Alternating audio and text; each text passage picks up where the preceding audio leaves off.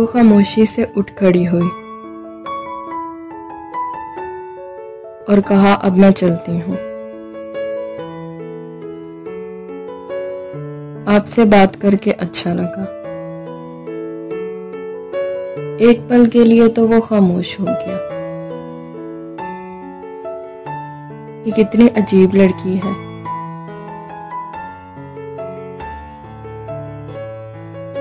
पल में इसने मेरी जिंदगी को अंदर तक झांक लिया और अब जा रही है।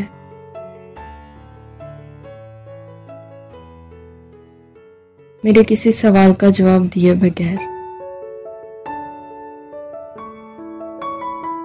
वो अपनी चीजें समेट रही थी। एक डायरी और हाथ में पकड़ा मोबाइल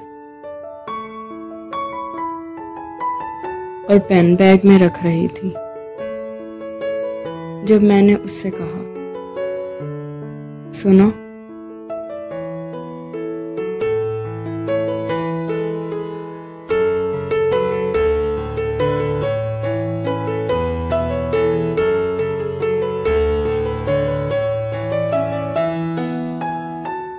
जी, तुम मुझे जानती तक नहीं हो, तो फिर ये एक पल में पूरी जिंदगी का खासा कैसे जान गई? बस ऐसे ही बिन कहे अल्फाज पहचान लेती हूँ, और इसी तरह आपकी भी जिंदगी का अंदाजा हो गया मुझे।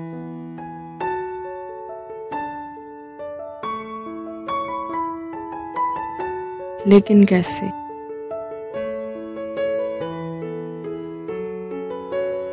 इसमें इतना उलझने की क्या बात है? उदास लोगों की आंखें सब कुछ बोलती हैं और इसी से सब अंदाजा कर लेते हैं।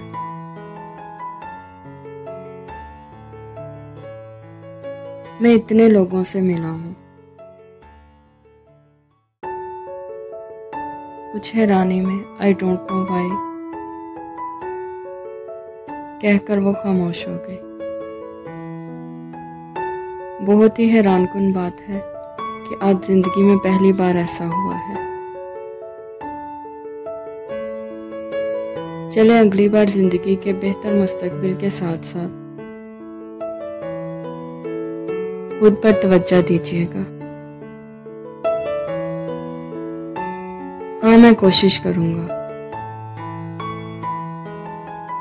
इसमें इंसान का कसूर नहीं है, लेकिन कोई ये नहीं बताता कि कुछ खोने में इसे बहुत कुछ खोना पड़ता है। कभी कभार उसका वक्त जाया, उसकी मेहनत, जिंदगी के कुछ खास पल, कुछ ख्वाब, कुछ अपने और कुछ सपने। जब इंसान मंजिल को पाने के लिए मेहनत करने लगता है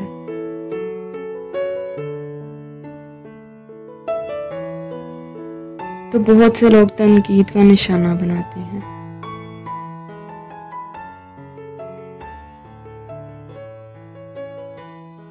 सब अपनी अपनी राय देते हैं।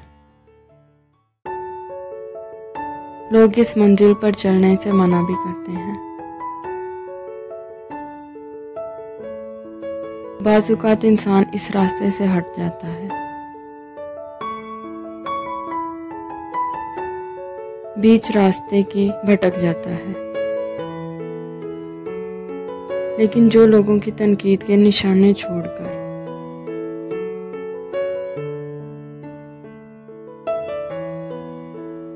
सिर्फ अपने मंजिल की परवाह करता है,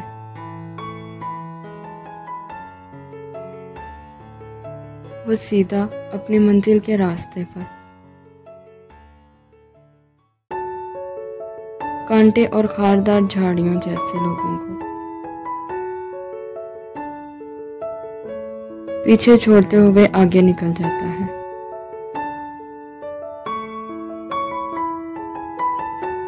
वही लोग असल में अपनी मंजिल तक पहुंचते हैं। उसके मंजिल पर पहुंचते ही तनकीद करने वाले लोग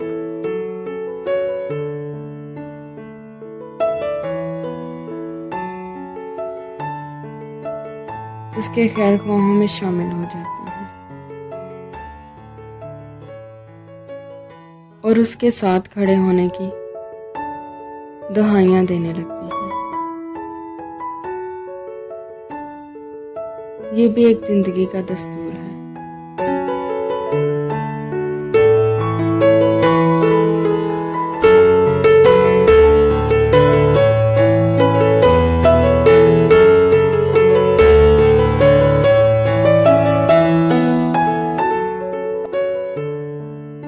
क्या हुआ? नहीं, कुछ नहीं।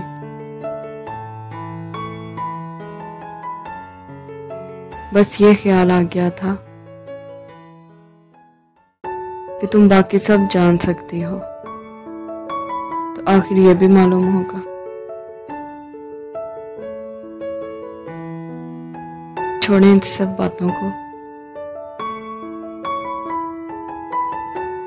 मीटिंग का वक्त 30 मिनट था और अब मैं चलती हूँ।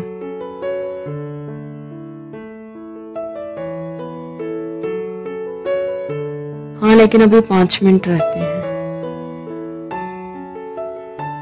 क्या फर्क पड़ता है? बात तो मुकम्मल हो गई है। आपने एक कॉलम लिखवाने के लिए बुलवाया था और सिर्फ 30 मिनट का वक्त कहा था।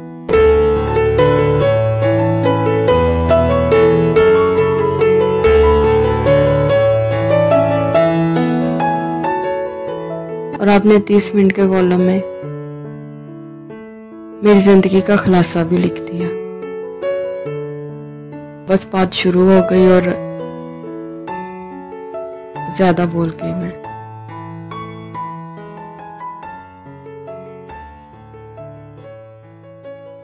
नहीं, कोई बात नहीं। बल्कि आप अपनी बात पर वाकई ही कायम हैं। बिन कहे जान लेना।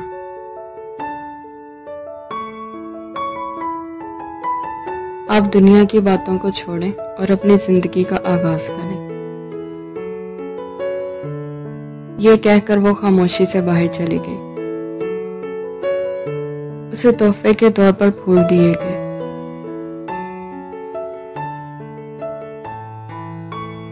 लेकिन उसने गुलदस्ते में से एक सफेद फूल पकड़ा और शुक्रिया कहकर आगे चली गई।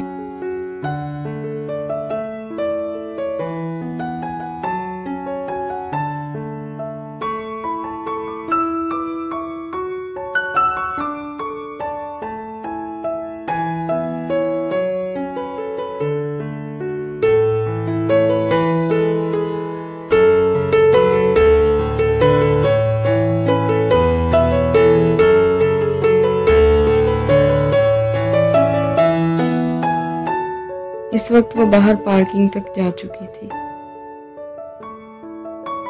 लेकिन उसकी आवाज पर रुकी और उससे पूछा, आप यहाँ क्यों? आपको मैं छोड़ देता हूँ। नहीं, मैं चली जाऊंगी। ऑटो मिल जाएगा यहाँ से। लेकिन फिर उसकी आवाज पर चलते चलते रुक।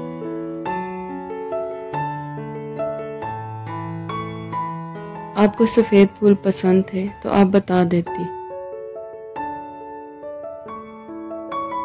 उसने संजीदगी से जवाब दिया, मैं फूलों को उनके रंगों से नहीं परखती। मुझे बस अच्छा लगा और एक फूल ले लिया। मैं ड्राइवर से कहता हूँ आपको घर छोड़ दो। इस वक्त वो संजीदगी से रुकी और उसने ज़ाहरी मुस्कान जाहिर करते हुए कहा,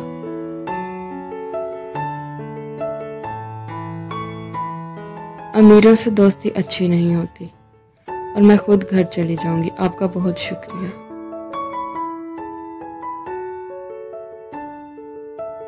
ये सब आप कह रही हैं सब कुछ जानकर भी? जी, ये सब कुछ जानते हुए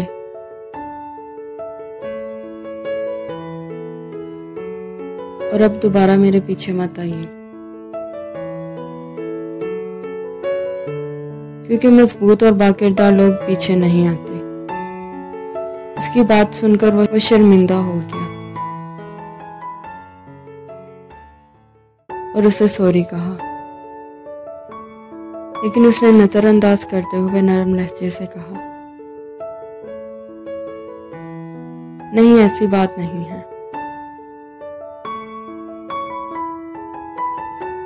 इतनी बड़ी कंपनी का मालिक एक राइटर के पीछे पीछे ऑफिस से बाहर। उसने कुछ इत्मीनान महसूस करते हुए कहा, नहीं, यहाँ ऐसा नहीं है। सभी इंसान हैं और सबकी अपनी जाती जिंदगी है। उसे देखकर बहुत अच्छी बात है। मैं इस बात से मुतासिर हुई हूँ। जिंदगी के बयानात क्या कहें क्या ना कहें। वो ये कहकर आगे चली गई। उसने चलते चलते जमीन पर देखा, आसपास फूल पौधों की खूबसूरती को देखा और एक नजर आसमान पर डाली, मगर एक बार भी उसने मुड़कर पीछे नहीं देखा।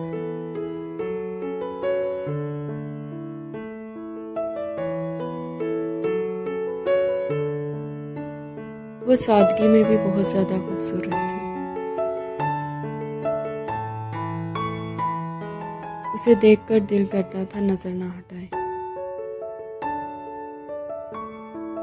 मगर ये बात उसको गवारा ना थी, इसलिए मैंने अपनी नजरें झुका ली।